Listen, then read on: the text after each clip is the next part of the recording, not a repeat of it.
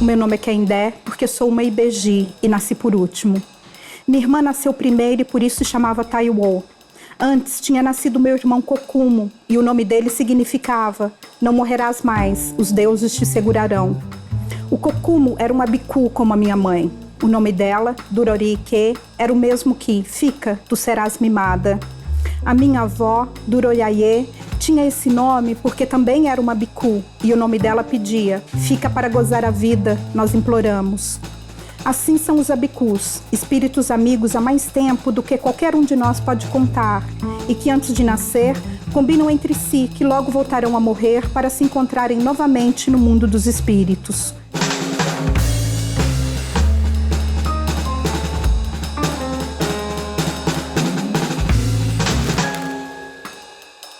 Bem-vindo ao Arte um Contexto, recebendo hoje a escritora Ana Maria Gonçalves. E uma plateia que participou comigo de um encontro literário para falar sobre a obra da nossa entrevistada, que participa ativamente desta conversa. Esses encontros literários têm patrocínio da Caixa Cultural e do Governo Federal, e se você quiser participar é só escrever para arte1@band.com.br. Vai ser um prazer tê-lo aqui nos encontros literários do Arte um Contexto. E é um prazer também ter você aqui, Ana Maria. Prazer estar aqui com vocês. Obrigada pelo convite.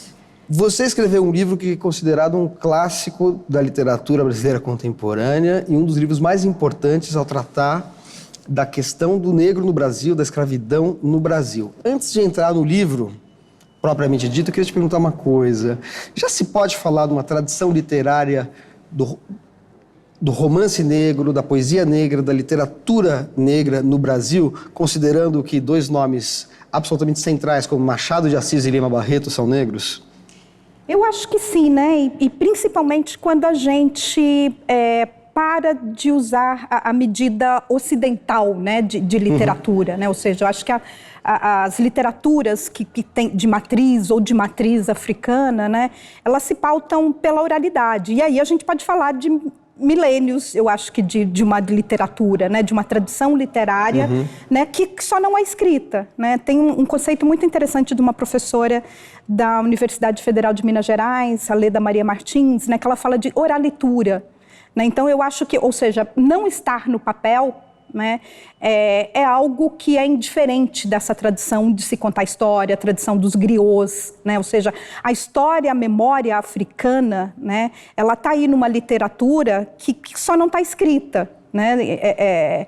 E essa tradição, eu acho que ela passa, assim, para os descendentes dos povos da diáspora, como a gente falou. E no caso do Brasil especificamente, na literatura brasileira, você vê já uma tradição...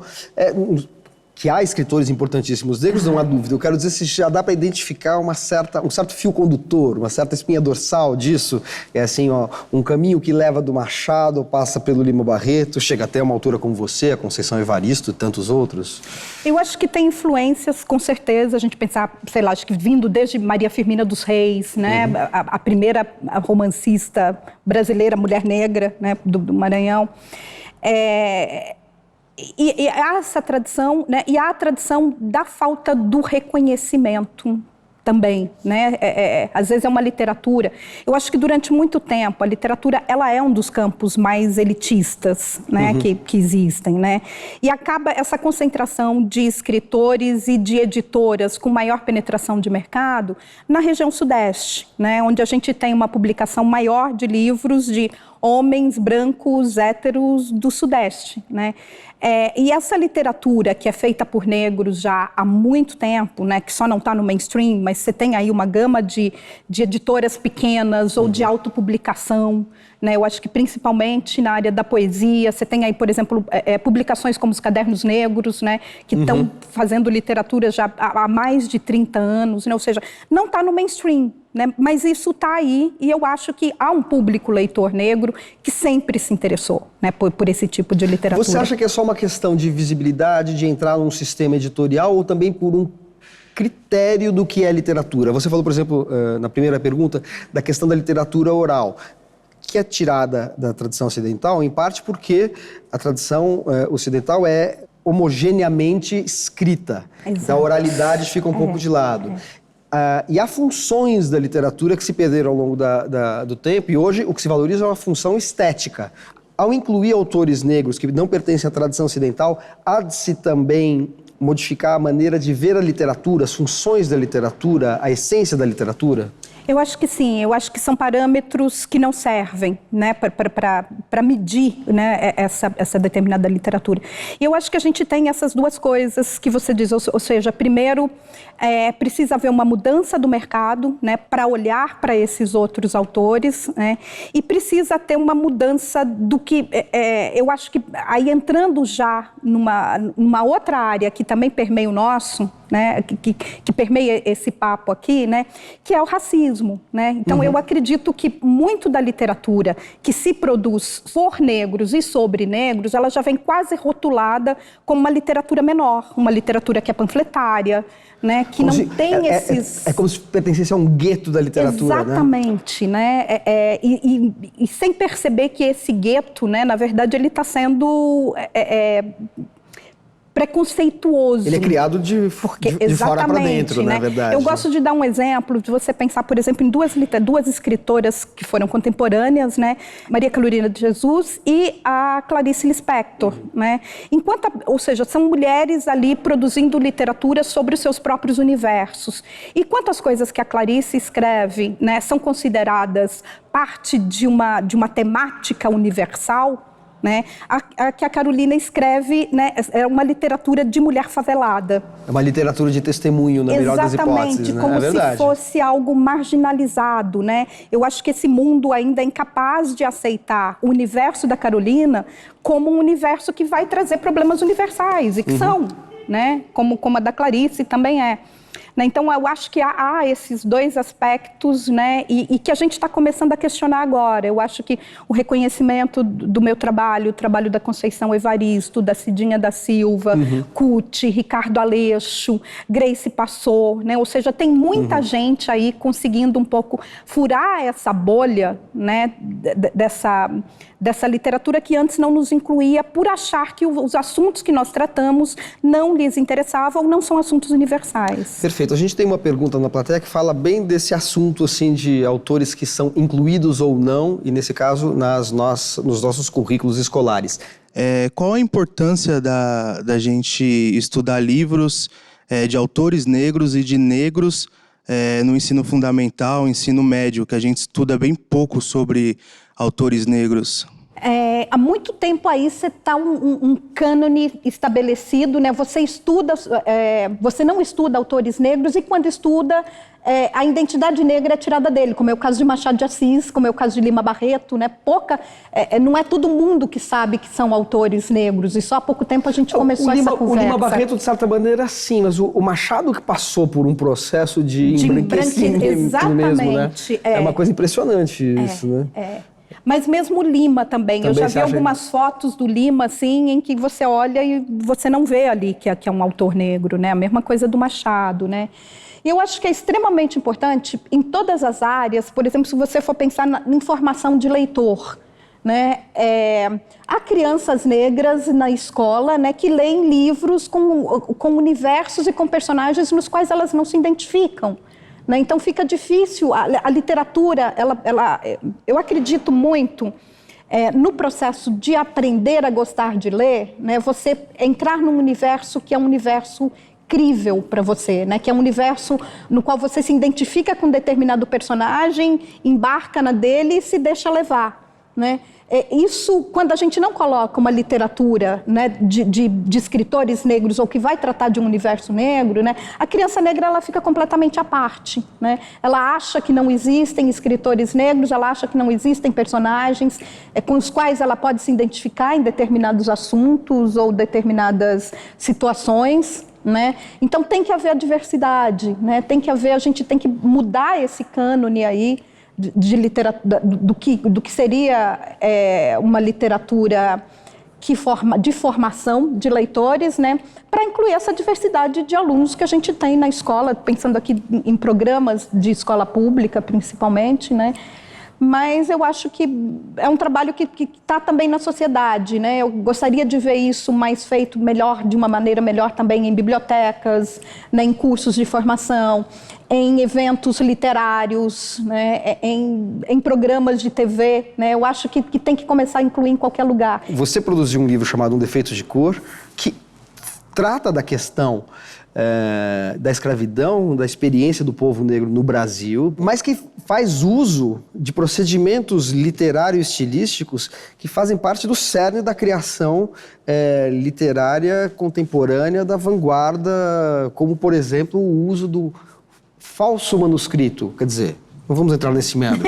Vamos dizer, você parte de um manuscrito encontrado, supostamente real, e você relaciona isso com coisas que são documentalmente comprovadas. Então você cria um pouco uma espécie de ilusão de ótica, né, em que você tem alguns documentos que são personagens que são historicamente comprovadas, que existem comprovadamente, e você parte de um documento histórico, um suposto documento histórico. Então você cria aí uma relativização da própria história. Esse documento narra a história da Kende, que é sua personagem, que sai do Benin, vem para o Brasil, se torna escrava, compra a própria liberdade, tem um filho, e aí temos mais um lance de atar a ficção à história, que seria o Luiz Gama, um dos principais nomes do abolicionismo brasileiro, né? Ou seja, você escreveu um romance pós-moderno com uma temática identitária. A crítica valorizou este procedimento literário ou, mais uma vez, te guetizou falando a expressão da literatura negra no Brasil? Eu evitei um pouco inicialmente ler o que era escrito, o que estava sendo escrito sobre ele, mas eu acho que eu me surpreendi bastante, e aí positivamente... Com a compreensão... Com a compreensão exatamente do que me interessava contar nessa história aí. Uhum. Né? Não ficou restrita a recepção a ser uma história do povo negro? Não, eu acho que ele foi um pouco além, né? Porque efetivamente tem que ser assim, porque é um livro monumental e que tem um procedimento complexo do ponto de vista estilístico estético. Né? Eu acho assim que o trabalho que eu tive aí foi reconhecido. E tirando o livro desse espaço, né, onde ele é a história de um determinado povo, né? Uhum. Eu vejo esse livro sendo usado, indicado e falado como a história do Brasil, né? Uhum. E eu acho que é isso que interessa. Ele não é menos do que a história de um determinado povo, mas é muito mais do que essa história. Exatamente. Né? É a mesma história contada por esse povo. Uhum, né? Eu acho que os escravizados, né, eles sempre... E até não só os escravizados, mas meus descendentes, né? Ou seja, a história da escravidão no Brasil, até então ela tinha sido narrada a partir da Casa Branca. Uhum. Né? Eu falei, eu quero narrar essa história a partir da senzala, mas que ela seja em contraste, em conversa com essa outra história que está sendo contada. Uhum. A crítica conseguiu fez essa leitura, né? É a história do Brasil a partir de um outro ponto de vista que a gente ainda não tinha visto. Tá ótimo. A gente faz um breve intervalo no Arte em Contexto e volta daqui a pouquinho com Ana Maria Gonçalves. Até já.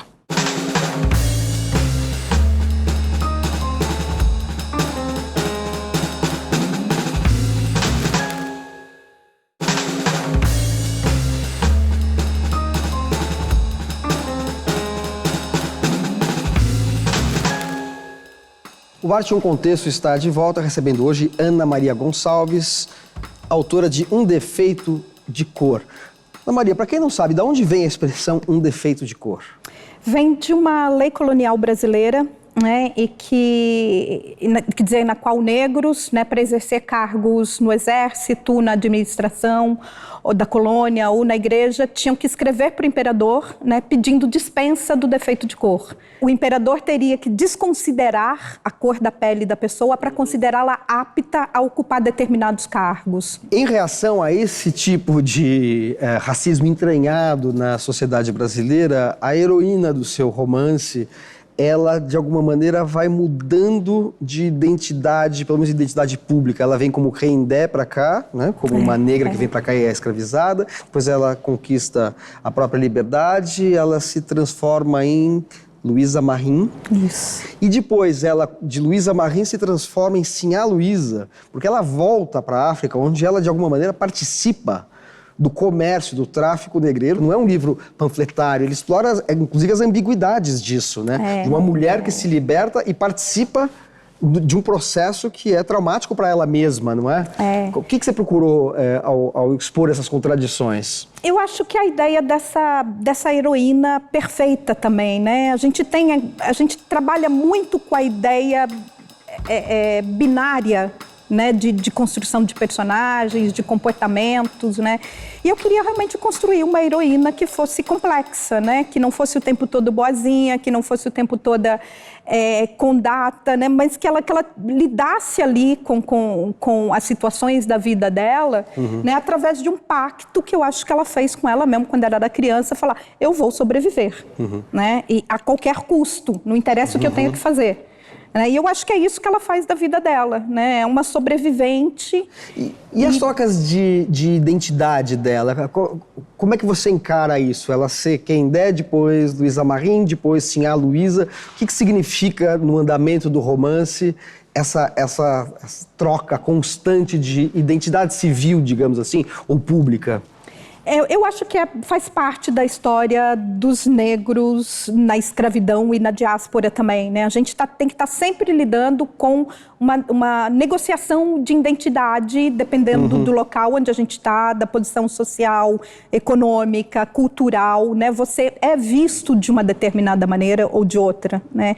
E é o que ela faz. As situações acontecem na vida dela, ela sabe que ela tem que se adaptar, porque é um sistema que é algo muito maior, ou seja, não dá para você destruir, né? Então vamos ver como é que eu posso me encaixar nesse sistema e isso aí, negociando todas essas identidades possíveis que ela tem para sobreviver e para tirar proveito dele. De certa maneira, como se a identidade dela foi tirada e a resposta dela tem uma capacidade de se reapropriar de múltiplas formas da própria identidade. Exatamente, né? Ou seja, ela é uma recriação, né? Ela é uma recriação, eu acho que das circunstâncias históricas e de si mesma. E uma recriação por si mesma, autônoma, emancipada. Ou seja, eu vou ter que ir para ali, então para eu chegar ali, o que eu vou ter que negociar aqui? Claro. Quem que eu vou ter que ser? O que eu vou ter que mostrar? Né? É uma liberdade que eu acho que faz um personagem mais complexo, mais interessante e mais próximo da gente mesmo. Nós somos pessoas assim. Ambivalentes, complexas. Exatamente. A gente tem uma pergunta da plateia. O seu livro, ele tem como grande parte da sua história um assunto que é a questão dos escravos. Nos nossos dias atuais, ele tem se tornado bem frequente. Porém, sempre abordado de tanto uma forma histórica quanto uma forma política por pessoas brancas. Como foi o processo para a senhora escrever uma obra na qual a protagonista ela passa por essa história e ela conta essa história do ponto de vista dela, uma mulher negra?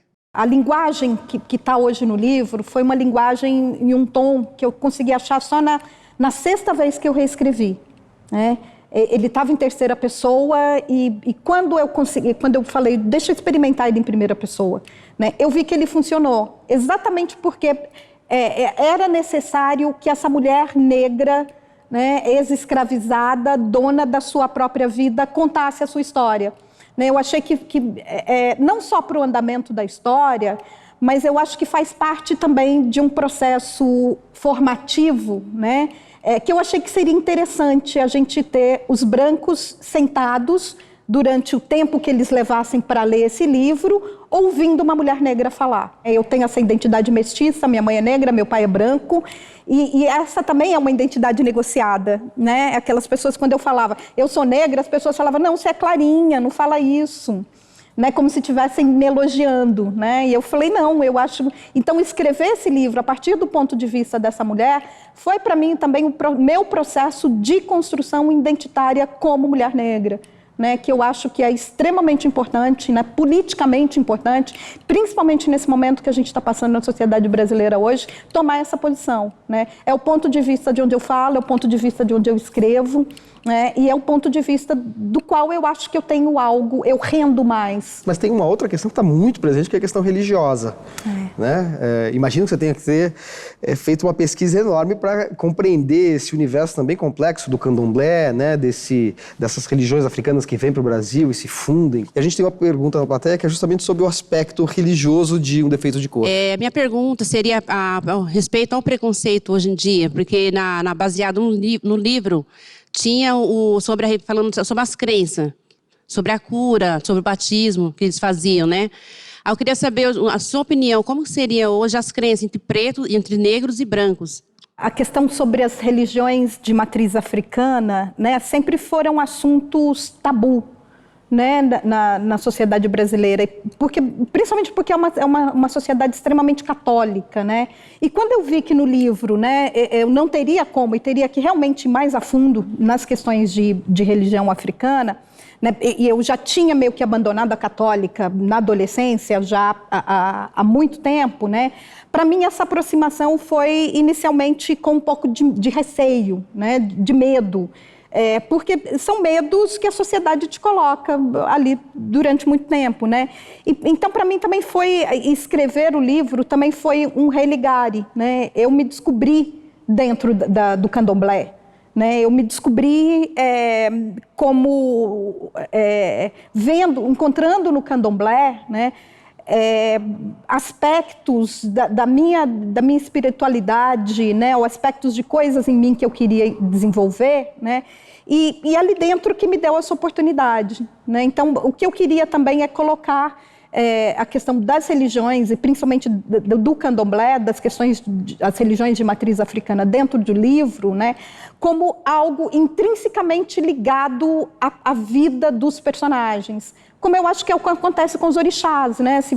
A diferença para mim entre orixás e santos, os santos da Igreja Católica, por exemplo, é que os orixás eles são muito mais terrenos, né? Eles têm as suas paixões, eles têm os seus ódios, eles têm os seus prazeres, eles têm as suas quisilas, isso eu não gosto, isso eu não quero, isso eu não faço, as suas vinganças, né? Ou seja, estão muito mais no dia a dia da gente, em como é que a gente se manifesta no viver, né, do que num lugar onde você tem que ir para cultuar. Ana Maria, para a gente finalizar, estamos chegando ao final da nossa conversa, você escreveu um conto chamado Negrinha, Negrinha, Negrinha, que é um conto que fala de uma menina que sofre bullying na escola, uma menina negra que sofre bullying na escola, e que é, de certa maneira, uma resposta ao conto Negrinha do Monteiro Lobato. Então, rapidamente, o que você acha da questão do Monteiro Lobato ter a leitura direcionada na escola, né, para um público, a idade que compreenda questões raciais contidas ali, inequivocamente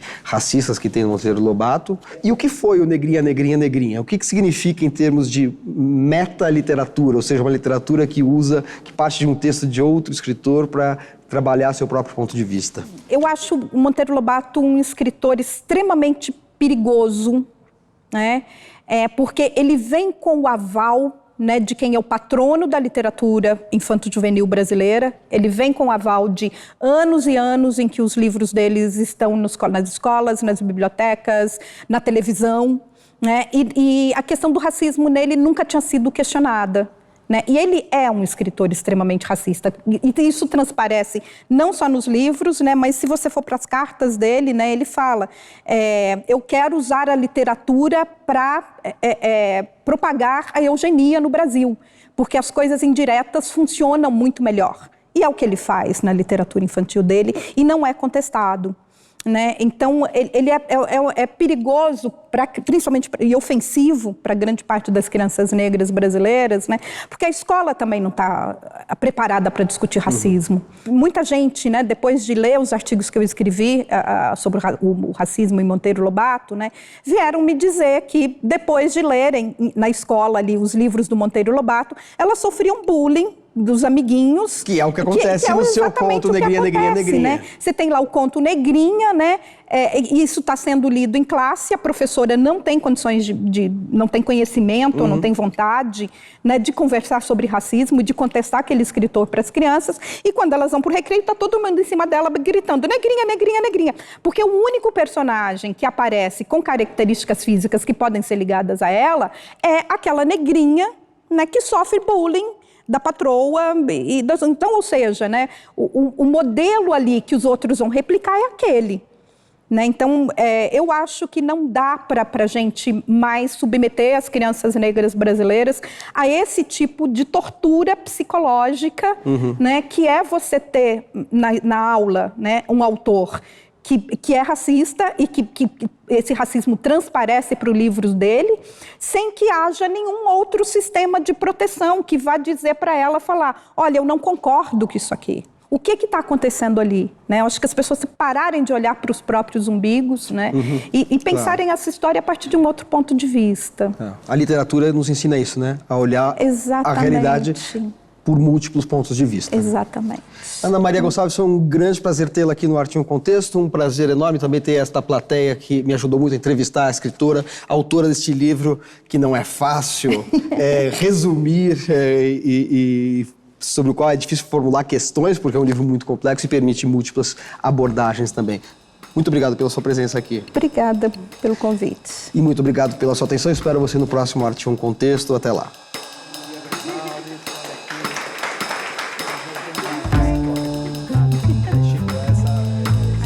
Você faz ali toda a negociação de orelha na hora